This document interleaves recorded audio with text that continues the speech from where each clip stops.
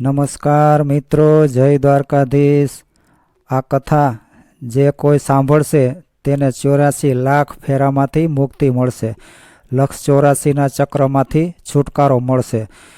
કૃષ્ણ અવતાર વખતે ભગવાન શ્રી કૃષ્ણ અલગ અલગ પ્રકારની ઘણી બધી લીલાઓ કરતા, તો એમાં અમુક પ્રસંગો એવા પણ આવે છે કે માતા જશોદા પાસે ગોકુળની ગોપીઓ કૃષ્ણ કનૈયાની ફરિયાદો લઈને આવતી।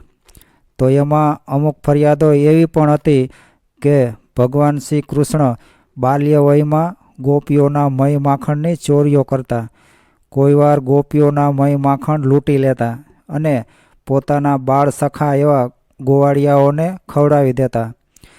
ગોપીઓ મય માખણ લઈને મથુરાની વાટે જતી હોય ત્યારે પોતાના બાળ સખાઓ સાથે ગોપીઓનો રસ્તો રોકીને ઊભા રહી જતા અને દાણ ઉઘરાવતા। જો ગોપીઓ દાણ દેવાની ના પાડે તો તેમની મય માખણની મટકીઓ ઢોળી ફોડી નાખતા। તો કોઈવાર ગોપીઓના વસ્ત્રો લઈને કદમના ઝાડ ઉપર પણ ચડી જતા। માતા જશોદાને ગોકુળની ગોપીઓ તરફથી પ્રભુ શ્રી કૃષ્ણની વારે વારે આવતી આવી બધી ફરિયાદોથી કંટાળી ગયા હતા। ત્યારે એક દિવસ કૃષ્ણ કનૈયાને શિક્ષા કરવા માટે લાકડી લઈને શ્રી કૃષ્ણ તરફ દોડ્યા। ત્યારે કનૈયાએ પોતાની મૈયાને ગુસ્સામાં જોઈ ત્યારે તેઓ પોતાના બચાવ માટે ભાગવા લાગ્યા। ભાગતા ભાગતા શ્રી કૃષ્ણ એક કુંભાર પાસે પહોંચ્યા। કુંભાર તો માટીના મટકા બનાવવામાં વ્યસ્ત હતા। એ વખતે કુંભારે શ્રી કૃષ્ણને દોડતા દોડતા પોતાની પાસે આવતા જોયા। ત્યાં તો તે ખૂબ જ રાજી થયા। કુંભાર જાણતા હતા કે શ્રી કૃષ્ણ સાક્ષાત પરમેશ્વર છે। ત્યારે પ્રભુએ કુંભારને કહ્યું કે કુંભારજી, આજે મારી મૈયા મારા ઉપર ખૂબ ગુસ્સે થાય છે। મૈયા લાકડી લઈને મને મારવા માટે મારી પાછળ આવી રહી છે। મારે માર ન ખાવો પડે એટલા માટે ભાઈ મને કુંભાર ક્યાંક છુપાવી દો ને। ત્યારે કુંભારે શ્રી કૃષ્ણને એક મોટા મટકાની પાછળ છુપાવી દીધા। થોડી વારમાં જશોદા મૈયા ત્યાં આવી અને કુંભારને કહેવા લાગ્યા કે ભાઈ, તમે મારા કનૈયાને ક્યાંય જોયો છે?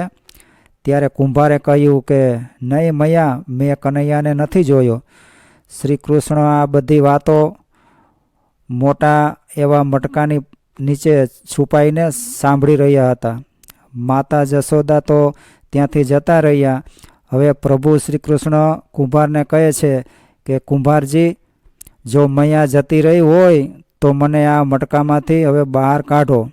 ત્યારે કુંભાર બોલ્યા કે પ્રભુ, એવી રીતે નહીં, પહેલાં મને 84 લાખ યોનિના બંધનમાંથી મુક્ત કરવાનું વચન આપો, પછી જ હું તમને આ મટકામાંથી બહાર કાઢીશ।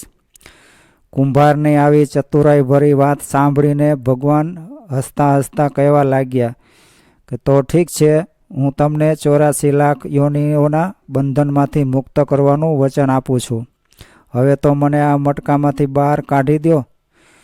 કુંભાર કહેવા લાગ્યા, પ્રભુ, મને એકલાને નહીં, મારા કુટુંબ પરિવારના તમામ લોકોને પણ 84 લાખ યોનિઓના બંધનમાંથી મુક્ત કરવાનું તમે વચન આપો, તો જ હું તમને આ મટકામાંથી બહાર કાઢીશ।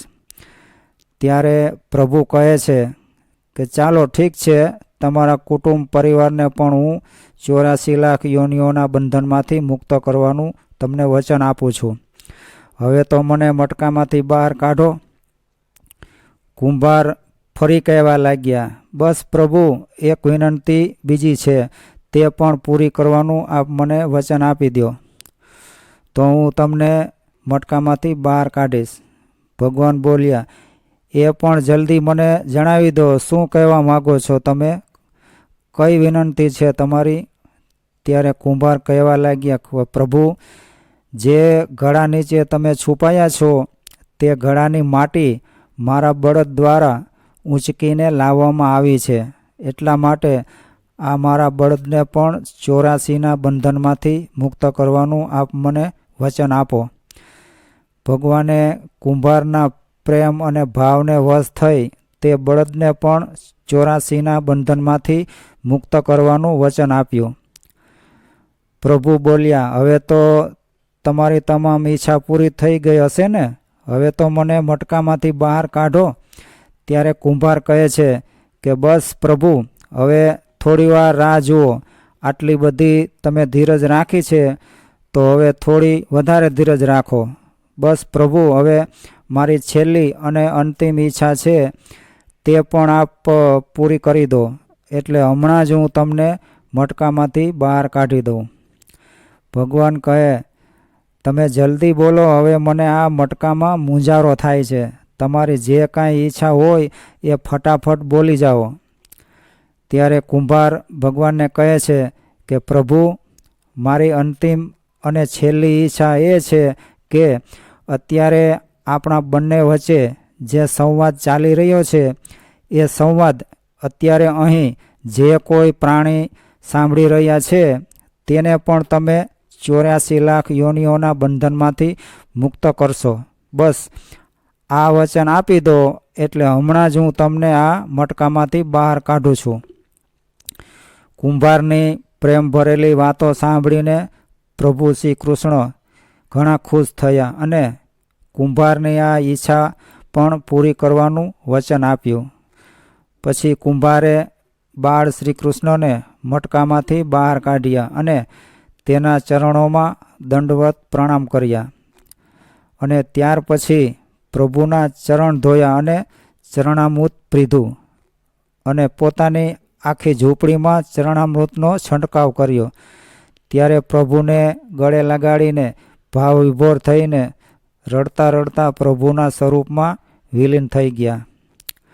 તો હવે મિત્રો, તમે થોડીક બુદ્ધિ દોડાવીને વિચાર કરો કે જે બાળ શ્રી કૃષ્ણ 7 કોસ લાંબા પહોળા એવા ગોવર્ધનને તેની ટચલી આંગળી ઉપર ઉઠાવી શકતા હોય તો શું તે એક માટીનો નાનો એવો ઘોડો નથી ઉઠાવી શકતા? પરંતુ જ્યાં પ્રેમનો ધોધ વહેતો હોય ત્યાં પ્રભુ પોતે પ્રવાહમાં તણાવા લાગે છે. કોઈ કેટલા પણ યજ્ઞ કરે, કોઈ કેટલું એ વસ્ત્રદાન કરે, કોઈ કેટલું એ અન્નદાન કરે, ભલે એની પૂજા અર્ચના અને ભલે ખૂબ ભક્તિ કરે, પરંતુ જ્યાં સુધી મનમાં પ્રાણી માત્ર માટે પ્રેમ નહીં હોય, ભાવ નહીં હોય, આદર નહીં હોય, ત્યાં સુધી કોઈને પણ પ્રભુ શ્રી કૃષ્ણ ક્યારેય પણ મળવાના નથી. આ વાત પાક્કી છે. તો મિત્રો, આ વિડીયો તમને ગમ્યો હોય તો લાઈક કરો, શેર કરો, ચેનલને સબસ્ક્રાઈબ કરો અને તમારા ભાઈને સપોર્ટ કરો.